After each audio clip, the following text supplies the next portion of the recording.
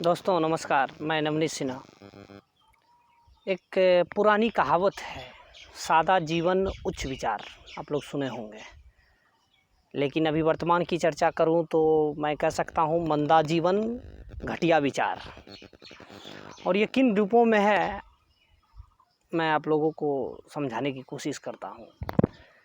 देखिए, कोरोना संक्रमण को लेकर जो है लॉकडाउन एक्सटेंड किया गया है 17 मई तक, यानी 3 मई को ख़त्म होने वाला था, अब 2 सप्ताह और बढ़ा दिया गया है। अब और आगे कितना होगा ये देखना दिलचस्प होगा। तो देखिए कि आज से 70-75 साल पहले जर्मन में हिटलर हुआ था, आप लोगों को याद होगा। और उन्होंने एक तानाशाही क्रूरता की मिसाल पेश की थी, लोगों को राष्ट्रवाद के नाम पर इकट्ठा करके।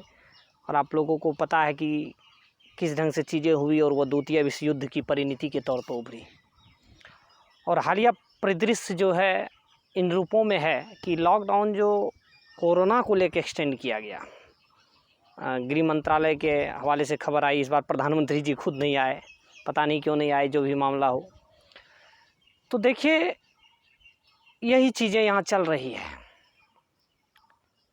यहाँ आम जनता त्रस्त है, ग्रस्त है, एक विभीषिका झेल रही है।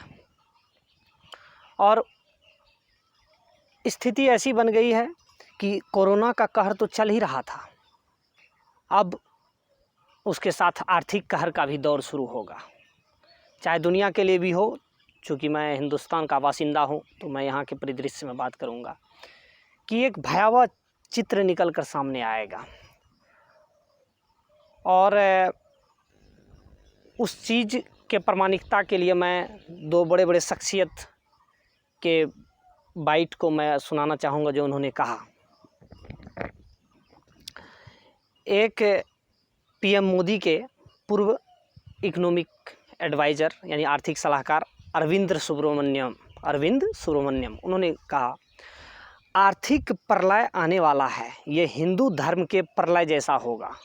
अब हमें नकारात्मक विकास दर की तैयारी करनी होगी।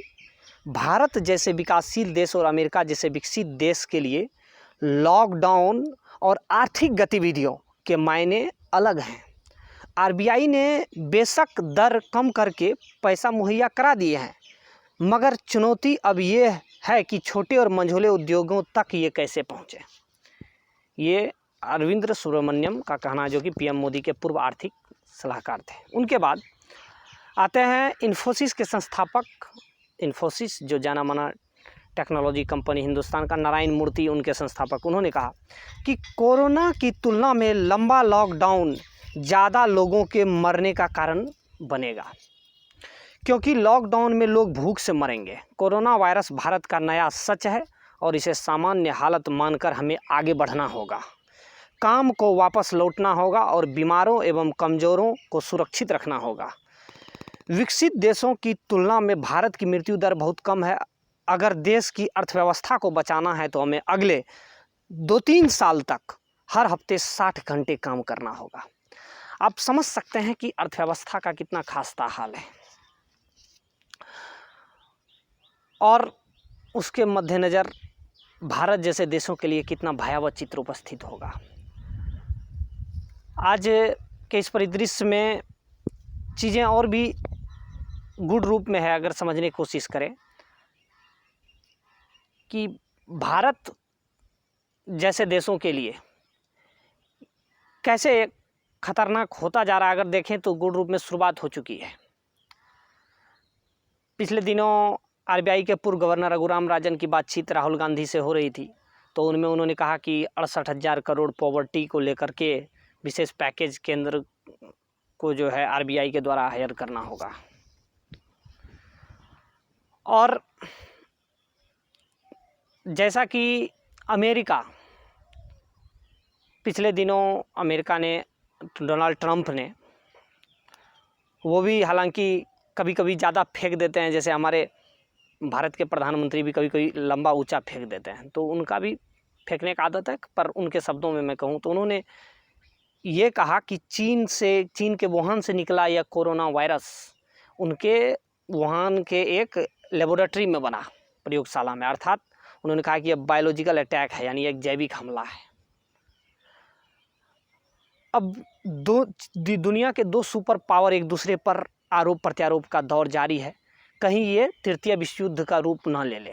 उस परिदृश्य में अर्थव्यवस्था, जो दुनिया की टॉप 2 इकोनॉमिक कंट्री है, उनके बीच ये टकराहट चूँकि पहले से भी चली आ रही है, ट्रेड वार। उनके बाद इंडिया में देखें आप तो भारत की सबसे बड़ी कंपनी, धन दौलत के मामले में सबसे बड़े धन कुबेर एशिया के भी और भारत के, मुकेश अंबानी, उन्होंने अपने रिलायंस ग्रुप इंडस्ट्रीज़ के जितने भी मुलाजिम हैं उनकी सैलरी में 50% तक की कटौती कर दी। आप समझ सकते हैं अर्थव्यवस्था कितना ख़राब स्थिति में है। अब इसी के मद्देनज़र एक और चलते हैं, एक बेंगलुरु की कंपनी है L&T, शायद L&T है, वो कंपनी ने पीएम केयर्स फंड में 150 करोड़ यानी 150 करोड़ रुपया दिया इस संक्रमण से लड़ने के लिए। अब उस कंपनी के हालत के बारे में जान लीजिए कि वहाँ 1500-1600 मज़दूर हैं जो उनमें काम कर रहे हैं। वो लोग काफ़ी जो है जद्दोजहद कर रहे हैं, भूख से उनको खाने नहीं मिल रहा है, काफ़ी भयंकर स्थिति। अगर वहाँ का वीडियो भी उभर के आया, अगर देखें तो बहुत ख़राब स्थिति है।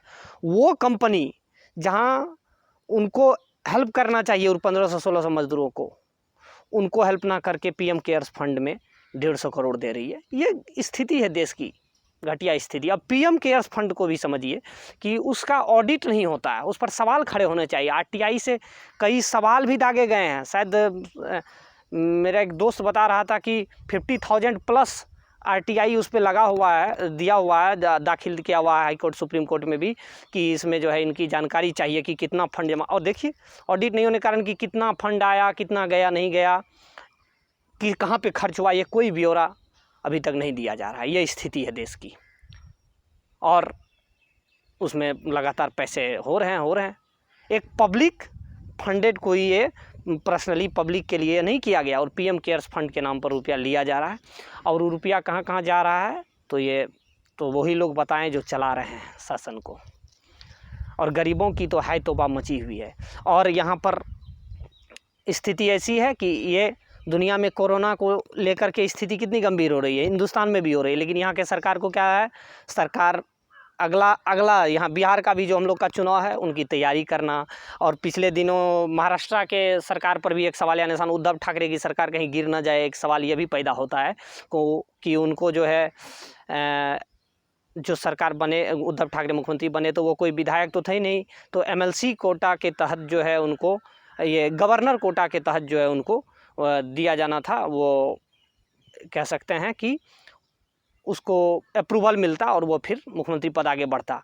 तो उस परिस्थिति में क्या हुआ कि वो गए राज्यपाल भगत सिंह कोश्यारी के पास, तो उन्होंने प्रधानमंत्री जी को फ़ोन लगा दिया, जो कि उनका काम था। उन्होंने प्रधानमंत्री को लगाया, प्रधानमंत्री ने वहाँ क्या किया नहीं किया, उनका कहना है ये, उन्होंने क्या कर दिया कि वहाँ से चुनाव आयोग को कह दिया कि अब चुनाव आयोग के द्वारा कि अब फिर से वहाँ चुनाव करवाया जाए। अब देश यहाँ कोरोना के गंभीर संक्रमण से लड़ रहा है और प्रधानमंत्री के द्वारा जो है यहाँ चुनाव की बात हो रही है। और उस आरोप प्रत्यारोप के गढ़ने के मद्देनज़र पिछले दिनों पालघर की घटना हुई ताकि एक छवि खराब हो, ये भी स्थिति हुई। बुलंदशहर में भी 2 साधुओं की हत्या हुई, उनको कोई मीडिया वाला नहीं चलाया, लेकिन पालघर में एक हौवा हुई बन गया। अब उसमें भी कई काल्पनिक नाम उभर करके आए, कई मुसलमान लोग को उसमें समेटा गया। ये चीज़ें तो अलग अलग ढंग से चलती आई, और हिंदुस्तान में हिंदू मुसलमान तो आप सबको पता है कि ये चलता रहता है। और यहाँ तक कि नेता लोग, वही बीजेपी के नेता लोग इसमें और आग में घी डालने का काम कर रहे हैं। एक नाम आप लोग पिछले दिनों में बीजेपी के वो विधायक थे सुरेश तिवारी, उन्होंने कह दिया कि ऑन द रिकॉर्ड कि जितने भी आप लोग हिंदू भाई, कोई भी मुसलमान के यहाँ सब्जी फल ना खरीदें। ये वह मनस्ता पैदा हो रही है। और पिछले दिनों एक ब्रजभूषण राजपूत, उनके गली में, वो विधायक हैं बीजेपी के ही, उत्तर प्रदेश के कहीं पे हैं, उनके गली में है एक फल वाला, सब्जी वाला गुजर रहा था, तो उनके वो मुसलमान था, उनके बेटा के सामने उस मुसलमान उसके पिताजी की बेइज्जती की गई उनके द्वारा। तो ये चीज़ें हैं कि उसी बीजेपी से निकल कर वो लोग उस ढंग से चीज़ों को फैला रहे हैं। जबकि प्रधानमंत्री कह रहे हैं संबोधन में, ये ट्वीट में भी किया कि ये कोरोना ना जाति ना धर्म मजहब रंग रूप देखकर नहीं आता है। आरएसएस के प्रमुख मोहन भागवत जी ने भी कहा। फिर भी चंद तथाकथित लोगों को यह बातें रास नहीं आती है, वो अपना राग अलापते रहते हैं, वह मनस्ताप पैदा करते रहते हैं। ये स्थिति बन चुकी है इस देश में कि यहाँ महामारी फैली हुई है और उसको लेकर के इस ढंग की चीज़ यहाँ फैल रही है। और भी चीज़ें आप देखो, इसमें जोड़ दो कि एक देवेंद्र सिंह जो गिरफ्तारी हुई थी आतंकियों को साथ देने को लेकर, उसमें उन्होंने एक नाम उगला है तारिक अहमद मीर, जो 36 वर्षीय शोपिया के सरपंच, वो उनका हेल्प करते थे, वो आतंकवादी गतिविधि से संलिप्त थे। हालांकि अब जब ये चीज़ मीडिया में इसलिए नहीं आया दोस्तों कि अब बताता हूँ। पहले तो ये चीज़ कि वो मुसलमान है, उसका होता तो कश्मीर से ये जोड़ दिया जाता है, कश्मीर मुसलमान, लेकिन उनका संबंध बीजेपी से रहा है। 2018 में वहाँ के जो है कोई जिला अध्यक्ष पार्टी गया, कोई बोले कि उनको पार्टी से निकाल दिया गया, लेकिन पहले बीजेपी से ही जुड़े थे, तो इसीलिए कि मीडिया में खबर नहीं आया। और मीडिया एक तरह से गुलाम है और देश की स्थिति तो तबाही की ओर चलती जा रही है। अब देखो कि पिछले दिनों एशियन डेवलपमेंट बैंक से भी 11,500 करोड़ रुपये का कर्ज लिया गया।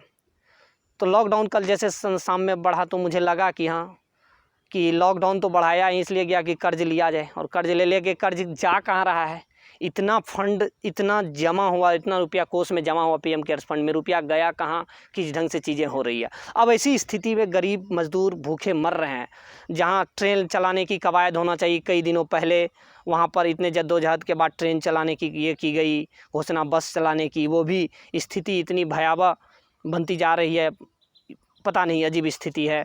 पिछले दिनों मैंने सुना कि जो बसें पटना तक आएगी दिल्ली से, उनमें 1,000 रुपया फेयर जिनका था वहाँ 3,000 रुपया लिया जाएगा। अब बताइए कि मज़दूर क्या करेगा, जो मज़दूर 30-40 ढंग से कैसे कैसे गुजारा, कई लोग तो मर गए भूख से, लेकिन सरकार को समझ नाम की चीज़ नहीं है। वो 3-3 हज़ार रुपया कहाँ से लाएगा। इसका मतलब यह है कि सरकार ने 1,000 दिया है, फिर वो 1,000 लेगा। यहाँ तो सरकार को, यहाँ कोरोना को लेकर लॉकडाउन बढ़ा रहा है, लेकिन सरकार को है चुनाव की पड़ी है। महाराष्ट्र में वो स्थिति पैदा कर दी। अब बिहार का चुनाव है, तमाम चुनावों के मद्देनज़र सरकार इर्द गिर्द घूमती रहती है। सरकार के पास एक रिस्पॉन्सिबिलिटी नाम की चीज़ नहीं बची है, और देश किस ढंग से कहाँ पर चला जाएगा यह कहना मुश्किल है। इसीलिए कि मैं कहता हूँ कि शुरू में मैंने कहा कि मंदा जीवन घटिया विचार, जीवन पूरा मंदा है, ख़त्म हो चुका है लोगों का, विचार घटिया। और कुछ जो है, मैं एक चीज़ अंतिम में जोड़ना चाहूँगा कि युवाओं, दोस्तों, मेरे साथियों, कि भक्त बनना अच्छी बात है, अंधभक्त बनना बुरी बात है। मैं माननीय प्रधानमंत्री के अच्छी बातों का अनुसरण करता हूँ, जब वो अच्छी बातें बोलते हैं तो मैं फॉलो करता हूँ, लेकिन नीतिगत तौर पर जो चीज़ें होती है, अगर गलत होती है तो मैं उनका विरोध भी करता हूँ। इसलिए आप लोगों को हिम्मत रखनी चाहिए बोलने की, अंधभक्त ना बने। इस कलयुग में जब भगवान को भी लोग अगर पूजते हैं तो एक स्वार्थ के वशीभूत पूजते हैं, जो हकीकत बात है, फैक्चुअल है। और जब मुसीबत में लोगों को भगवान की कोई सहारा नहीं मिलता है तो वो भगवान को भी पूजना छोड़ देते हैं। उस परिस्थिति में जब सरकारें कुछ नहीं कर रही है पब्लिक के लिए दोस्तों, तो आप लोगों को ये अंधभक्ति में नहीं रहना चाहिए, चीज़ें बोलनी चाहिए, आवाज़ उठानी चाहिए, तभी ये चीज़ें सही रूप से सामने आएंगी। और जहाँ तक विपक्ष की बात है, तो विपक्ष को मैं पब्लिक से भी पूछना चाहूँगा, आपने तो विपक्ष को कहीं का रखा नहीं, तो विपक्ष कहाँ से आवाज़ उठाएगा। जिस सरकार सत्ता पक्ष का एक विपक्ष होता है, और वो विपक्ष जब मजबूत रहे तब सवाल करता है। विपक्ष तो कहीं का मजबूत है नहीं, और विपक्ष पहले ही गिर गया, ख़त्म हो चुका है, तो कहाँ सवाल खड़ा किया जाएगा। तो हम सभी युवाओं को चाहिए कि एक लीडरशिप में आगे आएँ, सभी चीज़ों को रखें, गलत फलत चीज़ों में ना लगे रहें।